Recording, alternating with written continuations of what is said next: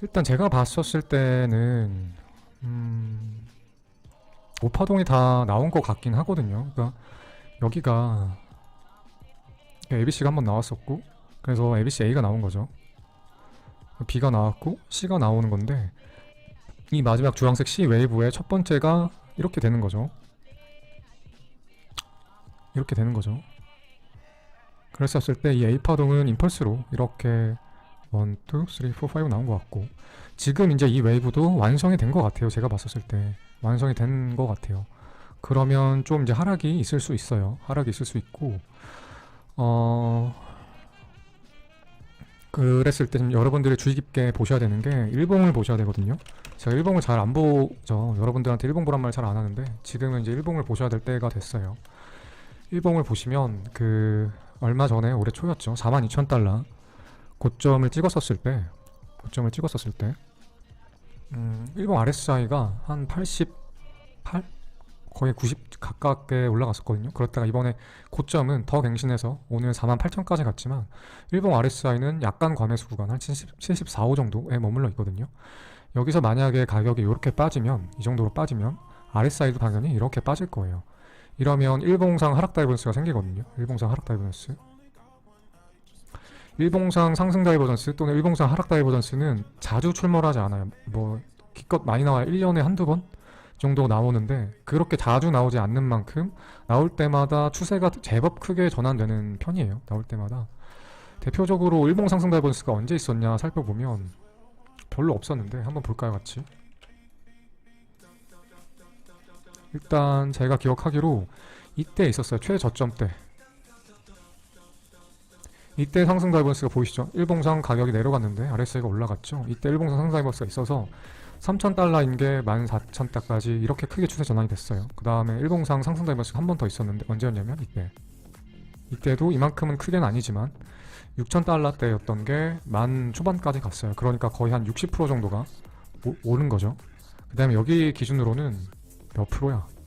3,000에서 14,000이면 300%가 넘게 올랐네요. 300 몇 프로야? 하여튼 300%대 정도 올랐네요. 그래서 알트코인도 마찬가지고 비트코인도 마찬가지인데, 일봉상 다이버전스가 나오면 추세가 조금 크게 전환되는 현상이 있거든요. 그랬었을 때 여기서 일봉상 하락 다이버전스가 나오면 다음 조정은 굉장히 클 가능성이 높고, 다만 이제 저 같은 경우는 지금 여기서 일봉상 하락 다이버전스가 생기더라도 가격이 떨어져서 일봉상 하락 다이버전스가 생기더라도 엔딩 다이고널을 보고 있기 때문에 이 추세만 이탈하지 않아주면, 그리고 사실 이 추세도 사실 이탈해도 되긴 되는데, 일단 이 추세를 이탈하지 않는 게 제일 예쁘죠. 그래서 ABC로 가볍게 떨어져서 다시 한 번 더 올라가 준다라고 하면, 이 부분에서는 숏을 한번 대놓고 노려야 될 것 같아요. 대놓고. 그러면 여기서는 진짜 아마 이런 식으로 첫 하락이 엄청 크게 나올 거라고 생각해요. 한 번에 삽 시간에 크게 떨어졌다가 반등 왔다가 또 떨어지는 이런 모습을 기대를 하고 있거든요. 그래서 이 자리를 오기를 기다리고 있어요.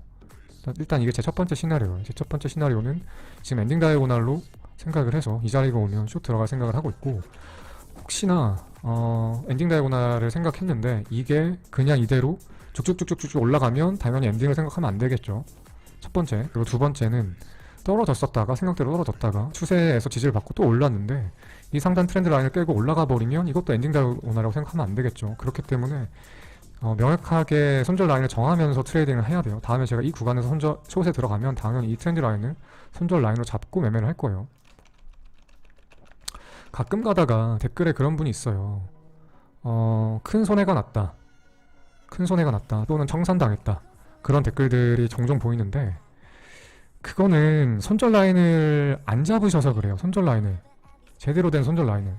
제가 방송을 할 때 제 손절 라인을 보면 엄청나게 타이트하다는 걸 아실 거예요. 다른 사람들이 이야기하는 손절 라인하고 보통 제가 잡는 손절 라인의 가격은 좀 많이 다를 거예요. 진짜로 괴리가 좀 클 거예요. 그래서 최대한 손절 라인을 타이트하게 잡는 게 중요하고, 두 번째는 손절 라인을 잡았으면 지키셔야 돼요. 그렇지 않기 때문에, 이 두 가지를 못하기 때문에 손절이 크게 나거나 또는 청산당하거나 그러는 거거든요. 항상 누누이 제가 하는 잔소리지만, 내가 포지션에 진입할 때는 내가 왜 진입하는지 명확한 근거와 함께 내 진입 목표 가격, 손절 라인 다 정하고 들어가셔야 되는 거예요. 매수 이유 매수 이후, 그다음에 매도 이후, 그다음에 손절 라인까지 다 정하고 들어가셔야 돼요.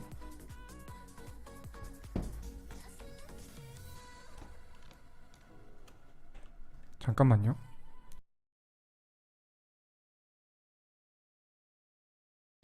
보통 손절 라인은 정하는 퍼센트가 없어요. 지금 아침에 누님이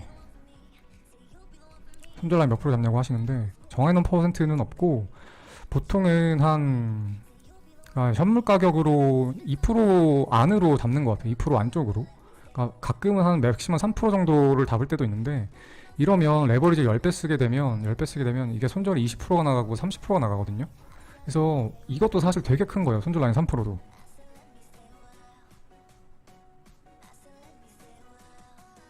이것도 손절 라인이 엄청 큰 거예요.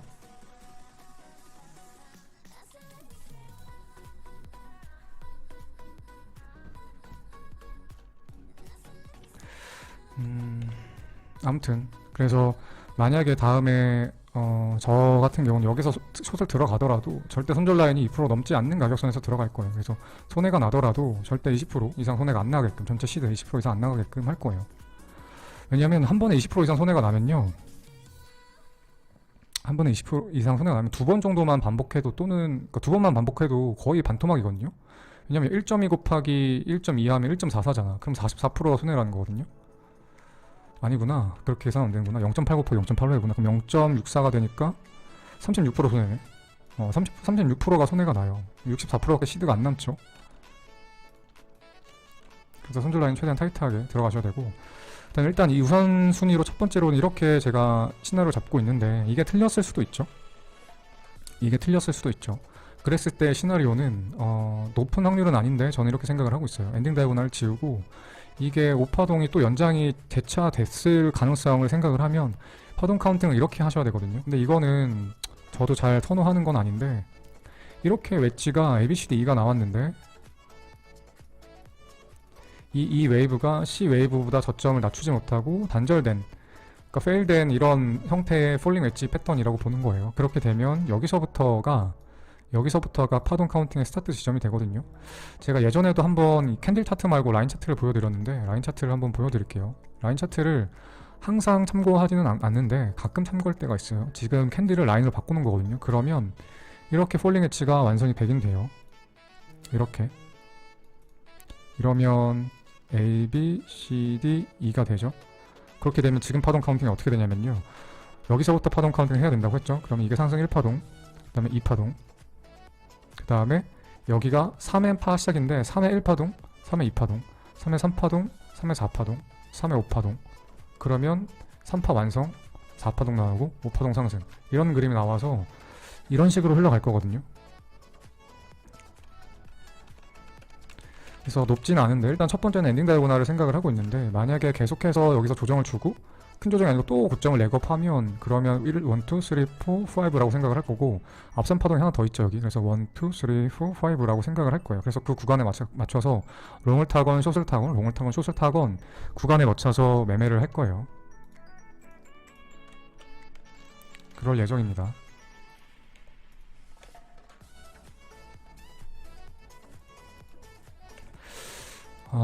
일단 이걸 더 높게 보지 않는 이유는 이게 진짜 간혹 가다가 페일 되기 때문이에요. 대부분은 아니거든요. 근데 간혹 가다가 이 웨이브가 페일 되기 때문이고, 이렇게 절단됐었을 때가 사실 언제 있었냐면, 절단은 왜 일어나게 되냐면요, 그 전에 웨이브가 심하게 가격이 휩쓸리면 그렇거든요. 사실 여기도 파동 카운팅을 이렇게 해야 돼요.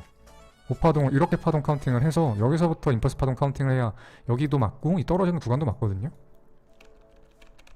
그래서 여기가 정말 심하게 떨어졌죠. 7,000대부터 3,000대까지 한 번에 심하게 떨어졌죠. 그래서 이게 5파동이 완성이 되지 못하고 절단이 됐어요. 이때도 이거를 라인 차트로 보시게 되면, 그래서 라인 차트로 보시게 되면 저점이 실제로는 여긴데 라인 차트는 저점이 여기죠. 그래서 가끔 가다가 이럴 때가 있긴 해요. 그래서 이 가끔이 지금인가 아닌가는 저도 몰라요. 그러니까 뭔 말이냐면, 여기에서 지금 이 ABCDE 여기가 이 가끔 상황인지 아닌지 저도 모른다고. 근데 정말로 말 그대로 가끔 나와요. 가끔 이렇게 마지막 웨이브가 절단되는 게 가끔 나오기 때문에 이거를 1순위로 가져가지 않는다는 소리예요. 1순위는 뭐다? 안 가끔 나오는 걸로 해야죠. 자주 나오는 걸로 해야겠죠. 확률상. 그래야 내가 돈 벌 확률이 높겠죠. 일단은 분석은 차트 분석은 이렇게까지만 하면 될 것 같아요. 이렇게 예상하고 있고 설명이 조금 부족하거나 빠졌을 수도 있는데 일단 이해가 됐는지부터 한번 여쭤볼게요. 제가 두 가지 시나리오에 대해서 설명을 드렸는데 이해가 잘 되시나요? 아마 배경 지식이 없으면 엔딩 다이고날이라든가 폴링 웨지라든가 아니면 파동 카운팅이 뭐 어떻게 된다라든가 뭐 이런 거에 대한 배경 지식이 없으면 이해가 안 되는 건 너무 당연한 거예요. 너무 당연한 거예요.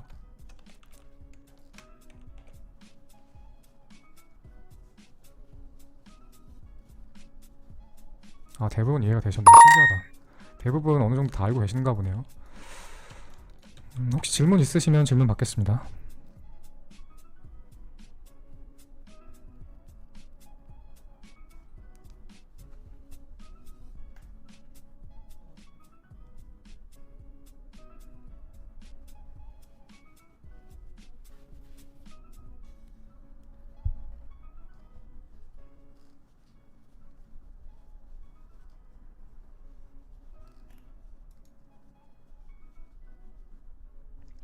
알트 이제 뺄 거냐고요?